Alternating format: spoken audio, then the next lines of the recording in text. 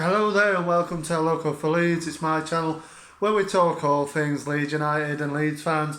I'm back here after another defeat. We're talking about the 4-1 thrashing, another thrashing handed out to Leeds by Arsenal at Ellen Road yesterday.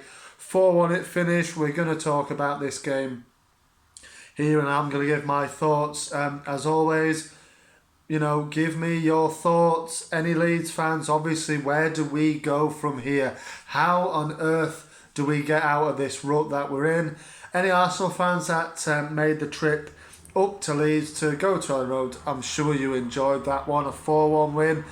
And, fully deserved, obviously. Leeds United barely put a glove on you, did they really, Arsenal fans? And Arsenal, never in doubt was that game really, and it started very, very badly for us. Now let's put it back down then to the starting 11 coming out, and obviously we knew they were going to be depleted. Diego Llorente was the latest player, to pull out of this game.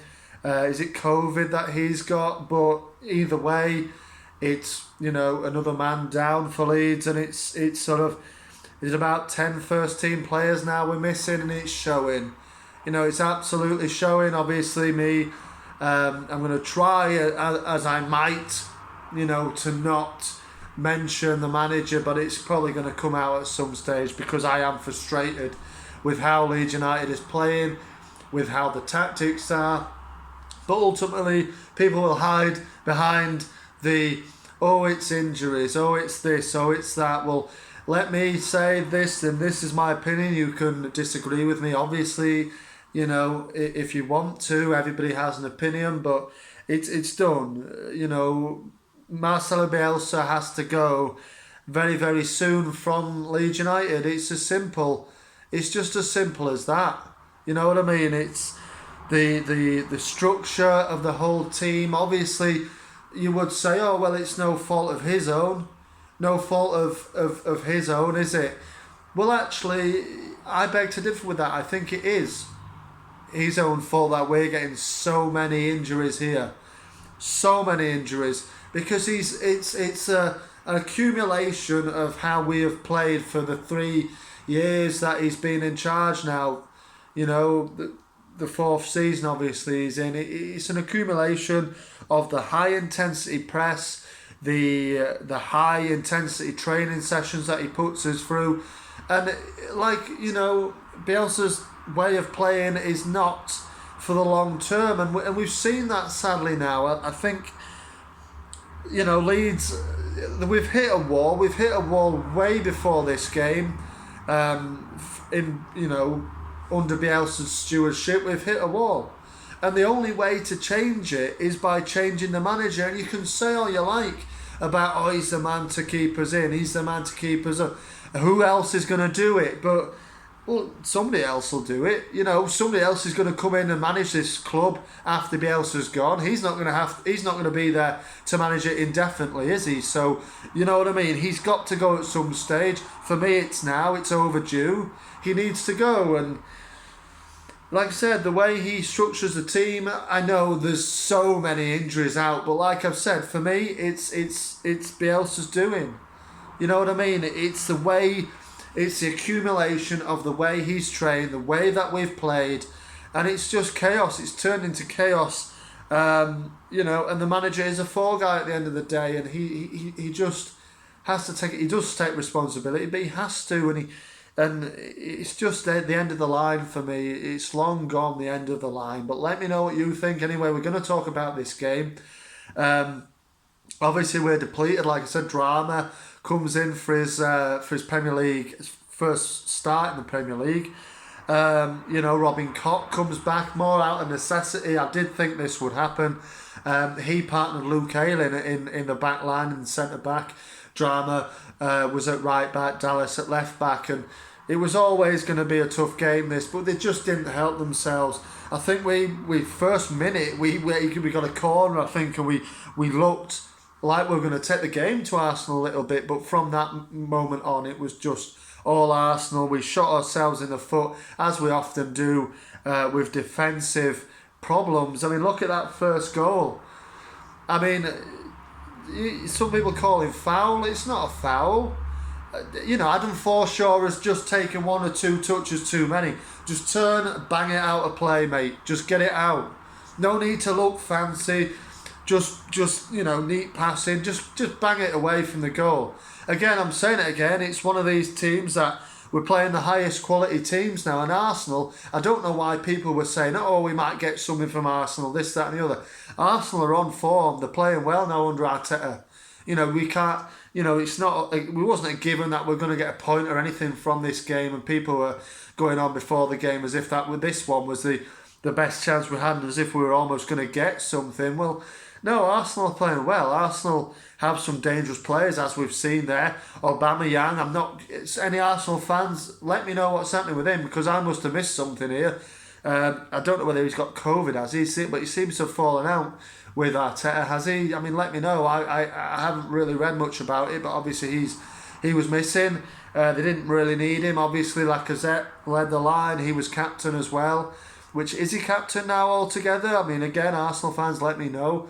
I do remember reading somewhere that Aubameyang was stripped of the captaincy, or maybe I was, maybe I was seeing things I can't remember with that one, but I'm pretty sure that that I saw a report saying that he'd been stripped of the captaincy. Any Arsenal fans, let me know. But like I said, that first goal, it's not a foul. It's not a foul from Lacazette. Forshaw's just taken too many touches, tried to be clever. Just get it away. Get it away, as far away from it as you can. Like I've said, these sort of teams, Chelsea, City, Arsenal, Liverpool next, you don't mess about in the penalty box. Just get it away. And we saw it with that first goal with Chelsea, Meslier messing about and trying to chip it up to Dallas when we're 1-0 up in the game at Chelsea last week. Makes an error, they go 1-1. In this sense, they went 1-0 up, and it's not a foul. Lacazette just wins the ball. It's a bit of a sloppy tackle maybe, but he's won the ball. Rolls off to Martinelli. What a finish that is. Really tidy player him, isn't he? And he runs off. We go 1-0 down, and immediately then 16 minutes in, you're thinking, well, we've probably lost this game. What else have we got to give here? Look at the bench, it's full of kids again, and no disrespect to the young players, but they're just not good enough for this Premier. Not all at once. You can't have an under-20... Well, there's no choice, but I hark back to that, whose fault is that? Yes, it's Radrazani's and everybody who at the top, but ultimately, like I said before, the going on Bielsa's demands. Bielsa is probably the only manager that I've ever seen at Leeds United who is dictating what is going on. He can dictate how long he stays there, because they're going to bottle it. They're not going to sack him. He can dictate how long he stays there and how and what goes on, basically, because he said, I want a small squad. You can imagine it. Radrazani might say, well, we need this guy. Victor Orta come into him, saying, what about him? No, we've already got two players and an under 23 player in that position. The squad is unbelievably thin. It's embarrassingly thin. And we're getting found out ultimately now, and the players are absolutely knackered. In this particular game, we probably should have gone 1-1. Rafinha, you'd have really expected better from him when he gets in that position. Right there, he's right there. He should be putting that in the goal, really. Puts it wide of Ramsdale's post, who was a spectator for majority of the game, and also with that penalty, wasn't he? What a penalty that was. But we will come on to that. Obviously, it then goes 2-0. And it's another bad error, really. We lose the ball down the right-hand side. I don't know if it's Harrison, is it, or I'm not sure, but the ball gets worked into the middle. Granit Xhaka just plays one pass, and then Martinelli's through on goal. Dinks it over Meslier, 2-0. Good night, Leeds United. Again, it was good night at 1-0. It's probably good night at 0-0. Nowadays with Leeds United, we're so poor. I do feel very much for the young lads. I mean, I know it's not their fault. They're trying, they're untested, they're untried, in Premier League level. It's going to happen, this. Cody Drama looked a little bit better as the game went on, but he was bad. He was bad in that first half, positioning, trying to mark sort of Martinelli, I think he was, but he was atrocious, to be honest with you. And, you can say, it's not his fault. Well, yes, it is, because he was playing in that position. He's in control of his own mind and what he does, but it's not, Bielsa, he's got no choice but to blood these young players. But again, he wouldn't be blooding these young players if it wasn't for, the small squad that we've got. We could have had, ample cover for these positions. We don't, so we've got to play, as a 15-year-old Archie Gray on the bench. I mean, it's just getting ridiculous, and before we know it, we'll be in relegation zone, and then we'll be relegated because Leeds United are going to bottle it, and they're not going to fire him. They're not going to pull the trigger on him. And people say, oh, well, you owe him your support, etc., this, that, and the other. I support Leeds United. I will voice my opinions on the management, and, no manager is bigger than Leeds United, and I feel like Marcelo Bielsa's tenure has gone way too far now. I do think that somebody could come in and save us. I think Leeds United fans, quite a majority of them, have just been used to Bielsa. Oh yeah, Bielsa this, Bielsa that, Bielsa's the best. It's all good when it's going good, but when it's going badly, the holes in this team are unbelievable, and the way that we're playing, it's shocking. And to be honest with you, I was actually not going to come on. I was debating not going to come on until Bielsa has gone from Leeds United, but I want to keep going and giving my thoughts on the team's performances and things, and I'm just disappointed. I want Bielsa to do well. If he's doing well, yeah, keep him in the job, but he's not. Who gets fired when the team aren't doing well? The manager. If it was any other manager, everybody would be calling for his head. After 14 goals conceded in the last 3 games, a 7-0 loss, a 4-1 loss, you'd be calling for his head. Down there in the bottom echelons of the Premier League, only 5 points above Burnley in the relegation zone, coming into halfway in the season.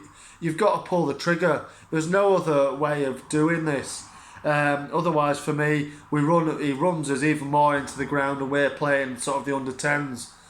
Towards the end of the season, it's going to become that bad, I think, and players just dropping like flies, and we go further into that game with 2-0 down. We go 3-0 down. Saka, who'd missed a sitter in the early minutes of this game. It's a deflection off Click, it goes in. At that point, you've lost interest. We've lost the game already. 3-0. The second half's a little bit better, but it's only better because Arsenal have slackened off. They know they've won the game. They know we don't have enough to come back at them. It ends up, obviously, our former man, Ben White, Gelhardt wins a penalty, second time he's done that. Fair play to him. He looks probably the only young player for me that looks worth any salt, to be honest with you. Maybe Cody Drammen if he gets a little bit more opportunity, but Gelhardt for me can slot him to the team and do as well from here. He wins a penalty. It's a wonderful penalty from Rafinha, straight in the top corner, but it means nothing. And then Roberts loses the ball, and Emile Smith-Rowe, who was a toast of Ellen Road, wasn't he? He was a toast of Leeds United last summer when he scored that goal for Huddersfield to get us promoted effectively against West Brom. He turned the villain and continued his great season by putting the cherry on top of the icing of that cake, and ends up with a 4-1 win for Arsenal, who didn't really have to work very hard for that, but they got that anyway. God knows what's going to happen at Liverpool.